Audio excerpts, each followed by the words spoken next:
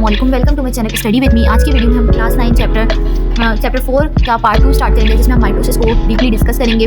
ये एक basic introduction होगा for class 9 kids from book and other different classes के लिए ये एक बेसिक लेक्चर होगा। तो चलिए वीडियो को स्टार्ट करते हैं। सबसे पहले हम पढ़ते हैं कि माइटोसिस होता क्या है। Mitosis is a type of cell division in which a single cell divide to produce two daughter cell each containing the same number of chromosome as the parent cell. Mitosis एक ऐसी cell division है जिसमें एक single cell further 2 daughter cell में divide होगा, लेकिन उनमें दोनों में क्रोमोसोम नंबर जो है वो इक्वली होंगे। अगर हमारे पास 2 डॉटर सेल हैं तो दोनों में 23 पेयर्स ऑफ क्रोमोसोम प्रेजेंट होंगे। ठीक है, ये प्रोसेस हमारे पास सोमैटिक बॉडी सेल्स में होते हैं। यूकेरियोट्स में सोमैटिक सेल्स कौन से होते हैं, जो कि बॉडी के डिफरेंट सेल होते हैं अदर देन रिप्रोडक्टिव सेल्स के अलावा हमारे पास बाकी सारे सेल्स में माइटोसिस का प्रोसेस हो रहा होगा। प्रोकैरियोट भी डिवाइड होते हैं ताकि आइडेंटिकल सेल प्रोड्यूस करें, लेकिन उनका जो मेथड होता है ना वो थोड़ा सा डिफरेंट होता है। उनकी जो स्टेप्स होते हैं वो माइटोसिस वाले नहीं होते, बल्कि उन्हें हम बाइनरी फिजन कहते हैं, जो कि फौरन से रिप्रोड्यूस हो जाते हैं। सबसे पहले हम पढ़ते हैं कि माइटोसिस होता क्या है।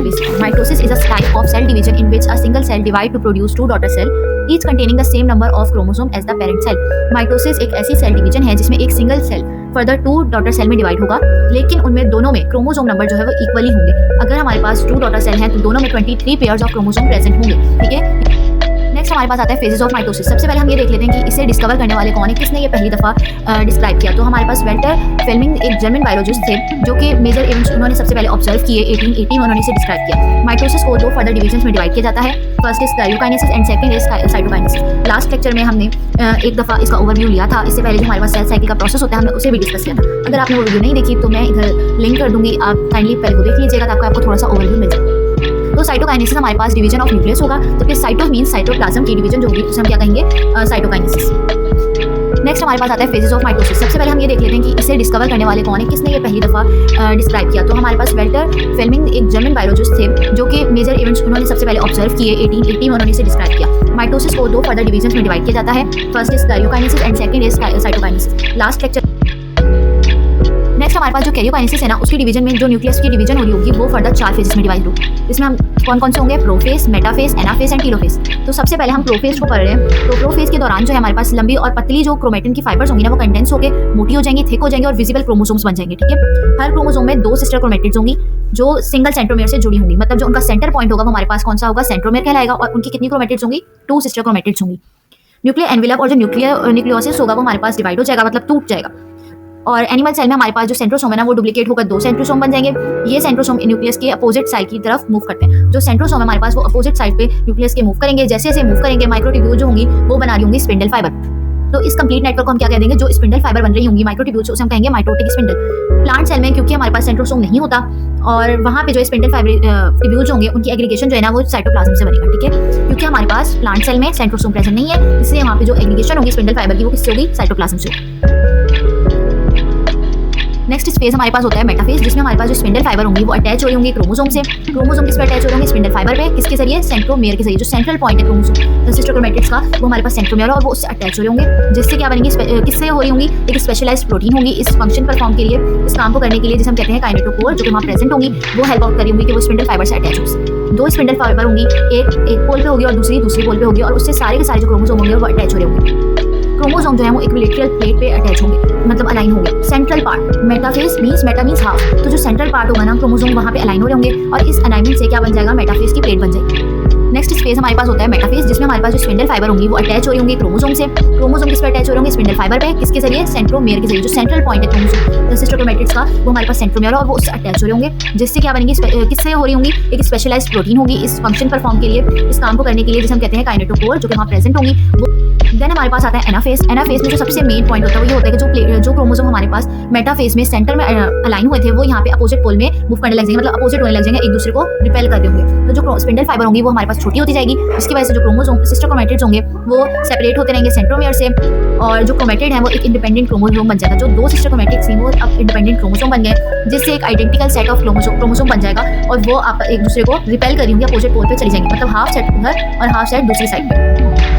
देन हमारे पास आता है एनाफेज। एनाफेज में जो सबसे मेन पॉइंट होता है वो ये होता है कि जो क्रोमोसोम हमारे पास मेटाफेज में सेंटर में अलाइन हुए थे वो यहाँ पे अपोजिट पोल में मूव करने लग जाएंगे, मतलब अपोजिट होने लग जाएंगे, एक दूसरे को रिपेल कर देंगे। तो जो स्पिंडल फाइबर होंगी वो हमारे पास छोटी होती जाएगी, जिसकी वजह से जो क्रोमोसोम सिस्टर क्रोमेटिड्स होंगे वो देन हमारे पास टेलोफेज का प्रोसेस आता है जिसमें एक न्यूक्लियर एनवेलप बन जाएगा जो भी क्रोमोसोम होंगे उनके सेट के करीब आसपास, और जो क्रोमोसोम है ना वो अनकॉइल होना शुरू हो जाएंगे और अपनी क्रोमेटिन फॉर्म में वापस आ जाएंगे। बिल्कुल जो क्रोमोसोम बने हुए थे वो अब अनकॉइल होकर क्रोमेटिन बन गए और जब हमारे पास टेलोफेज जो है वो एंड होगी तो दो हमारे पास छोटे छोटे से डिस्टिंक्ट एक जैसे जो हमारे पास न्यूक्लियाई नजर आएंगे एक ही सेल के अंदर। देन हमारे पास टेलोफेज का प्रोसेस आता है जिसमें एक न्यूक्लियर एनवेलप बन जाएगा जो भी क्रोमोसोम होंगे उनके सेट के करीब आसपास, और जो क्रोमोसोम है ना वो अनकॉइल होना शुरू हो जाएंगे और अपनी क्रोमेटिन फॉर्म में वापस आ जाएंगे। बिल्कुल तो अब हमारे पास सेल की डिवीजन तो हो गई कि न्यूक्लियस कैसे डिवाइड हो रहा है वो तो हो गया, लेकिन अभी दोनों सेल एक ही लेयर में एक ही न्यूक्लियर मेम्ब्रेन में है। तो अब उसका क्या होगा, तो उसके लिए क्या होगा कि हमारे पास जो साइटोकाइनेसिस का प्रोसेस आएगा जिसमें साइटोप्लाज्म जो है वो डिवाइड हो रहा होगा। प्लांट सेल में क्या होगा, सॉरी एनिमल सेल में सबसे पहले क्या होगा कि एक क्लीवेज फ्लोर बन रही होगी इक्वेटर में, मतलब सेंटर में एक लाइन बन रही होगी, और उससे क्या होगा वहाँ पे डिफरेंट रिंग्स ऑफ माइक्रोफिलामेंट आएंगी और उससे हमारे पास जो मेम्ब्रेन है वो कॉन्ट्रैक्ट होगी और उसके बाद वहाँ पे वो दोनों एक दूसरे से पुल आउट होंगी और देन वो दो सेल में डिवाइड हो जाएंगे।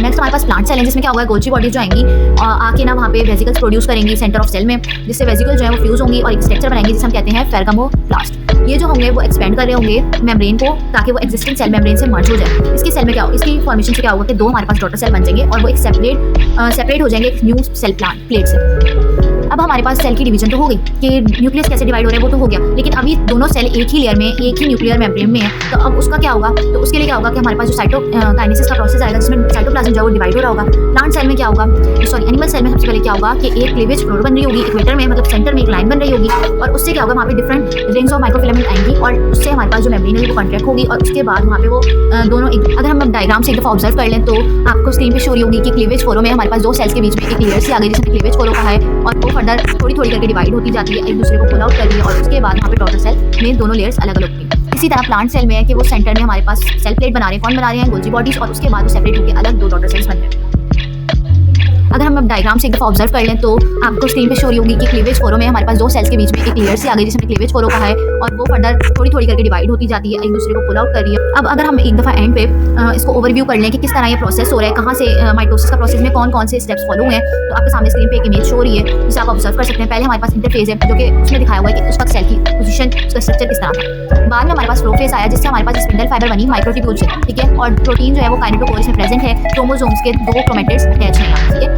उसके बाद जैसे वो मेटाफेज में आया वो अटैच हो गई, हमारे पास स्पिंडल फाइबर जो है वो लॉन्ग हो गई और वो जो है उसने अलाइन कर दिया हमारे पास किसको, वो हमारे पास फिर जो क्रोमोसोम्स थे जो सिस्टर क्रोमेटिड्स हमारे पास दो थी उनको अलाइन कर रहा है, वो सेंटर में इक्विलेटरल प्लेट बना रहा है, मेटाफेज प्लेट बन रही है। एनाफेज में क्या हुआ कि वो दोनों के दोनों आपस में एक दूसरे को जो सिस्टर क्रोमेटिड अटैच होंगे वो अनकॉइल हो जाएंगे और दोनों के दोनों अपोजिट पोल पे अटैच हो जाएंगे। देन वी हैव मेटाफेजेस में हमारे पास दोनों के दोनों जो न्यूक्लियाई हैं वो दोनों एक एक कॉर्नर पे चले गए और जो हमारे पास सिस्टर क्रोमेटिड थे वो क्रोमेटिन की फेज में आ गए। देन हमारे पास साइटोकाइनेसिस हुआ जिसमें सेल की जो मेम्ब्रेन है, बाहर की जो न्यूक्लियर मेम्ब्रेन है वो दोनों एक दूसरे से अलग अलग हुई और उसकी वजह से हमारे पास मज़ीद डॉटर सेल बन गए। तो हमारे इस प्रोसेस में क्या हुआ कि एक ही सेल से दो एक जैसे सेल प्रोड्यूस हुए। अगर आप डायग्राम को ऑब्जर्व करें तो जो साइटोकाइनेसिस में दो हमारे पास आए हैं सेल आए हैं, वो अगर हम इंटरफेस के सेल से देखें तो तीनों जो वो बिल्कुल सेम सेल है। तो इस तरह हमारे पास सोमेटिक सेल्स में डिवीजन होती है कि कोई भी सेल अलग नहीं होगा। लाइक अगर हमारे कोई लिवर का सेल है, ठीक है, उसको अगर हमारे पास डिवीजन चाहिए तो वो बिल्कुल एग्जैक्ट वैसी ही कॉपी बनेगा जैसे लिवर का सेल है। ये नहीं होगा कि वहाँ पे हमारे पास लेग का जो सेल है वो आए, ठीक है। तो हर सेल अपनी अपनी स्पेसिफिक जिस तरह का वो सेल होगा उसी तरह की आइडेंटिकल अपीयरेंस रखेगा। अब अगर हम एक दफ़ा एंड पे इसको ओवरव्यू कर लें कि किस तरह ये प्रोसेस हो रहा है, कहाँ से माइटोसिस का प्रोसेस में कौन कौन से स्टेप्स फॉलो हुए हैं, तो आपके सामने स्क्रीन पे एक इमेज शो रही है जिसे आप ऑब्जर्व कर सकते हैं। पहले हमारे पास इंटरफेज है जो कि उसमें दिखाया हुआ है कि उस वक्त सेल की पोजीशन, उसका स्ट्रक्चर किस तरह था। बाद में हमारे पास प्रोफेज आया जिससे हमारे पास स्पिंडल फाइबर बनी माइक्रोट्यूब्यूल से, ठीक है, और प्रोटीन जो है वो काइनेटोकोर में प्रेजेंट है, क्रोमोसोम्स के दो क्रोमेटिड्स अटैच हैं यहाँ, ठीक है। उसके बाद जैसे वो मेटाफेज में आया वो अटैच हो गई, हमारे पास स्पिंडल फाइबर जो है वो लॉन्ग हो गई और वो जो है उसने अलाइन कर दिया हमारे पास किसको, वो हमारे पास फिर जो क्रोमोसोम्स थे जो सिस्टर क्रोमेटिड्स हमारे पास दो थी उनको अलाइन कर रहा है, वो सेंटर में इक्विलेटरल प्लेट बना रहा है, मेटाफेज प्लेट बन रही है। एनाफेज में क्या हुआ कि वो दोनों के दोनों आपस में एक दूसरे को जो सिस्टर क्रोमेटिड अटैच होंगे वो अनकॉइल हो जाएंगे और दोनों के दोनों अपोजिट पोल पे अटैच होंगे। देन वी हैव मेटाफेजेस में हमारे पास दोनों के दोनों जो अब इस माइटोसिस प्रोसेस की सिग्निफिकेंस क्या है, क्या अहमियत है इस माइटोसिस फेज की, अगर ये ना हो तो क्या होगा और अगर हमारे पास ये फेज इसका होना कितना जरूरी है। तो इसमें क्या होगा कि इंक्रीज ऑफ नंबर सेल होगा, ठीक है। माइटोसिस जो है रिस्पॉन्सिबल होगा कि वो नया सेल प्रोड्यूस करे जो कि जेनेटिकली बिल्कुल सेम सेल हो और वो सिर्फ और सिर्फ साइज में इंक्रीज हो, ठीक है। और सेकंड हमारे पास है सेल की रिप्लेसमेंट। अगर बॉडी में कोई भी सेल हमारी बॉडी में कंसिस्टेंटली जो है ना वो डाई हो रहे होते हैं, मतलब कोई भी सेल है लाइक ब्लड सेल्स हैं उन्होंने डेड होना है, कंटिन्यूसली वो डेड हो रहे हैं। तो जो सेल की लाइनिंग है, इंटेस्टाइन है, स्किन के सेल्स हैं, वो सारे के सारे कंटिन्यूसली डाई हो रहे हैं। ये नहीं कि हमारी लाइफ टाइम में जो सेल एक दफ़ा हो गया है वही सेल अब लास्ट एडल्ट टाइम तक, ओल्ड टाइम तक हमारे पास वही सेल रहेगा, बल्कि वो सेल हमारे पास रिप्लेस होते रहते हैं और वो रिप्लेस किस फेज में हो रहे होते हैं, माइटोसिस की वजह से हमारे पास रिप्लेस होंगे और उससे बिल्कुल नई एग्जैक्ट वही सेल प्रोड्यूस होंगे जिस तरह का पहले ओरिजिनल सेल था। थर्ड हमारे पास आता है डेवलपमेंट। बॉडी हमारे पास तकरीबन कितने सेल हैं, 200 ट्रिलियन सेल हैं, ठीक है, और सारे के सारे एक सिंगल जाइगोट से ओरिजिनेट हुए, ठीक है। जो मिलियंस हमारे पास, बहुत ज़्यादा मिलियंस की तादाद में हमारे पास माइटोटिक डिवीजन हुई, जिसकी वजह से आज तक जो हमारे जितने भी सेल हैं वो बिल्कुल इक्वली डिवाइड है, इक्वली डिस्ट्रीब्यूट है। हर जो डीएनए है हमारा वो हर सेल में, डॉटर सेल में इक्वली डिवाइड है, जैसे कि बॉडी में डेवलप होता है। फोर्थ हमारे पास है कि इसका फायदा हमें कहाँ हो रहा है, रीजनरेशन में। कुछ एनिमल ऐसे होते हैं जिनके कुछ बॉडी पार्ट्स रिप्लेस होने की उनमें एबिलिटी होती है, तो जो रिप्लेसमेंट में वो नया बॉडी पार्ट रीजनरेट कर सकते हैं, उसे हम कहते हैं रीजनरेशन। लाइक हमारे पास लेजर्ड है, अगर उसकी टेल हमारे पास कट हो जाती है तो वो वापस उसे रीजनरेट कर सकती है। तो ये जो रीजनरेशन का प्रोसेस है ना, वो किस पे डिपेंड कर रहा है, वो माइटोसिस पे डिपेंड कर रहा है कि वो रिमेनिंग टिश्यूज दोबारा से रीजनरेट कर सकता है। देन 5 में हमारे पास है एसेक्सुअल रिप्रोडक्शन। इसमें क्या होगा, जो ऑर्गेनिज्म होंगे लाइक हाइड्रा है, माइटोसिस के जरिए वो एसेक्सुअल रिप्रोडक्शन में फंक्शन परफॉर्म करें। हाइड्रा क्या करता है, एक बड प्रोड्यूस करता है और उससे फिर माइटोटिक डिवीजन फर्दर होती रहती है और वो मजीद एक न्यू इंडिविजुअल में ग्रो हो जाता है। अब इस माइटोसिस प्रोसेस की सिग्निफिकेंस क्या है, क्या अहमियत है इस माइटोसिस फेज की, अगर ये ना हो तो क्या होगा, और अगर हमारे पास ये फेज इसका होना कितना जरूरी है। तो इसमें क्या होगा कि इंक्रीज ऑफ नंबर सेल होगा, ठीक है। माइटोसिस जो है रिस्पॉन्सिबल होगा कि वो नया सेल प्रोड्यूस करे जो कि जेनेटिकली बिल्कुल सेम सेल हो और वो सिर्फ और सिर्फ साइज में इंक्रीज हो, ठीक है। और सेकंड हमारे पास है कि सेल की रिप्लेसमेंट। अगर बॉडी में कोई भी सेल हमारी बॉडी में कंसिस्टेंटली जो है ना वो डाई हो रहे होते हैं, मतलब कोई भी सेल है लाइक ब्लड सेल्स हैं, उन्होंने डेड होना है, कंटिन्यूसली वो डेड हो रहे हैं। तो जो सेल की लाइनिंग है, इंटेस्टाइन है, स्किन के सेल्स हैं, वो सारे के सारे कंटिन्यूसली डाई हो रही है। ये नहीं कि हमारी लाइफ टाइम में जो सेल एक दफ़ा हो गया है वही सेल अब लास्ट एडल्ट टाइम तक, ओल्ड टाइम तक हमारे पास वही सेल रहेगा, बल्कि वो सेल हमारे पास रिप्लेस होते रहते हैं। और वो रिप्लेस किस फेज में हो रहे होते हैं, माइटोसिस की वजह से हमारे पास रिप्लेस होंगे और उससे बिल्कुल नई एग्जैक्ट वही सेल प्रोड्यूस होंगे जिस तरह का पहले ओरिजिनल सेल था। थर्ड हमारे पास आता है डेवलपमेंट। बॉडी हमारे पास तकरीबन कितने सेल हैं, 200 ट्रिलियन सेल हैं, ठीक है। बुक में हमारे पास रीजनरेशन से रिलेटेड कुछ डायग्राम है, लाइक इसमें हमें स्टारफिश की एग्जांपल दी हुई कि अगर उसका आर्म ब्रोक हो जाता है तो वो वापस से रीजनरेट होकर एक नया आर्म बना सकते हैं। इसी तरह इसमें असेक्सुअल रिप्रोडक्शन की हमें एग्जांपल डायग्रामिक वे में समझाया हुआ है कि एक बर्ड जो है वो आगे फर्दर एक न्यू हाइड्रा में कन्वर्ट हो सकता है इस माइटोसिस के प्रोसेस की वजह से। बुक में हमारे पास रीजनरेशन से रिलेटेड कुछ डायग्राम है, लाइक इसमें हमें स्टारफिश की एग्जांपल दी हुई कि अगर उसका आर्म ब्रोक हो जाता है तो वो वापस से रीजनरेट होकर एक नया आर्म बना सकते हैं। अगर हमारे पास कुछ एरर्स आते हैं कि माइटोसिस में अगर कोई हमारे पास एरर हो जाता है, मतलब कोई किसी भी बेस पे किसी भी वजह से अगर हमारे पास जो माइटोसिस का प्रोसेस है वो प्रॉपर्ली वर्क ना कर सके, प्रॉपर्ली परफॉर्म ना हो, तो उससे क्या होगा, कुछ हमारे पास कभी कभार माइटोसिस जो है हमारे पास प्रॉपर्ली डायरेक्टली जो है वो प्रोसीड नहीं होगी, तो उसकी क्या बेसिस होंगी।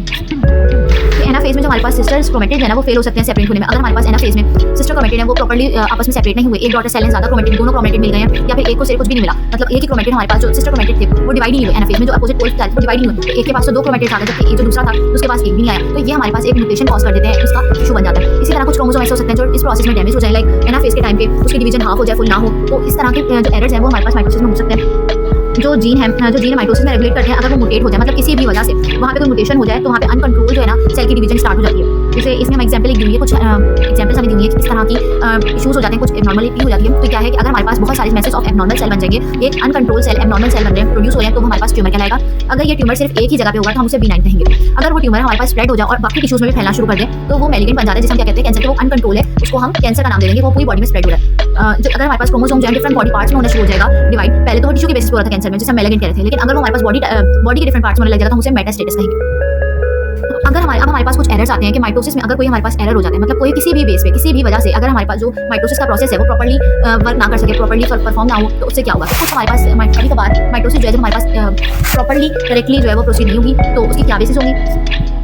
एना फेज में जो हमारे पास सिस्टर क्रोमेटिड है ना वो फेल हो सकते हैं सेपरेट होने में। अगर हमारे पास एना फेज में सिस्टर क्रोमेटिड है वो प्रॉपर्ली आपस में सेपरेट नहीं हुए, एक डॉटर सेल है, ज्यादा क्रोमेटिड, दोनों क्रोमेटिड मिल गए हैं, या फिर एक को सिर्फ कुछ भी नहीं मिला, मतलब एक ही क्रोमेटिड हमारे पास जो सिस्टर क्रोमेटिड थे वो डिवाइड नहीं हुए। एना फेज में जो अपोजिट पोल्स थे वो डिवाइड नहीं हुए, तो एक के पास तो 2 क्रोमेटिड्स आ गए जबकि एक जो दूसरा था उसके पास एक भी नहीं आया, तो ये हमारे पास एक म्यूटेशन कॉज कर देते हैं, इसका इशू बन जाता है। इसी तरह कुछ क्रोमोसोम ऐसे हो सकते हैं जो इस प्रोसेस में डैमेज हो जाए, लाइक एना फेज के टाइम पे उसकी डिवीजन हाफ हो जाए, फुल ना हो, तो इस तरह के जो एरर्स हैं वो हमारे पास माइटोसिस में हो सकते हैं।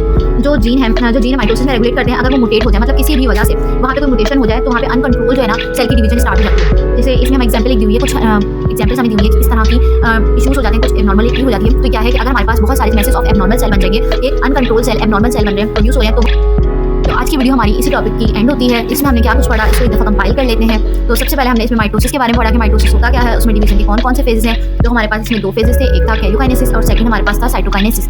तो इस फेज में क्या हुआ, जो कैरियोकाइनेसिस था वो हमारे पास फर्दर 5 डिवीजन्स में कंपोज्ड है, जिससे हमारे पास प्रोफेज है, मेटाफेज है, एनाफेज है और टेलोफेज है। देन हमारे पास साइटोकाइनेसिस हुई जिसमें हमारे पास प्लांट सेल अलग बन रहे हैं, उसमें थोड़ा सा अलग है, और एनिमल सेल में थोड़ा अलग है। उसके बाद वहाँ पे डिवीजन हुई, उसके बाद हमने सिग्निफिकेंस पढ़ी कि किस तरह एक माइटोसिस का प्रोसेस एक इंपॉर्टेंस रखता है एक बॉडी में, और उसमें अगर कोई इशू आ जाता है तो उसके क्या क्या एरर्स हो सकते हैं और उसके हमें सिम्टम्स क्या क्या मिल सकते हैं और उसकी वजह से हमारी बॉडी को क्या क्या इफेक्ट हो सकते हैं। तो अगर आपको आज की वीडियो पसंद आई हो, चैनल को सब्सक्राइब करें, वीडियो को लाइक करें, कमेंट करें और अपने फ्रेंड्स के साथ शेयर करें। टिल नेक्स्ट वीडियो, अल्लाह हाफिज़।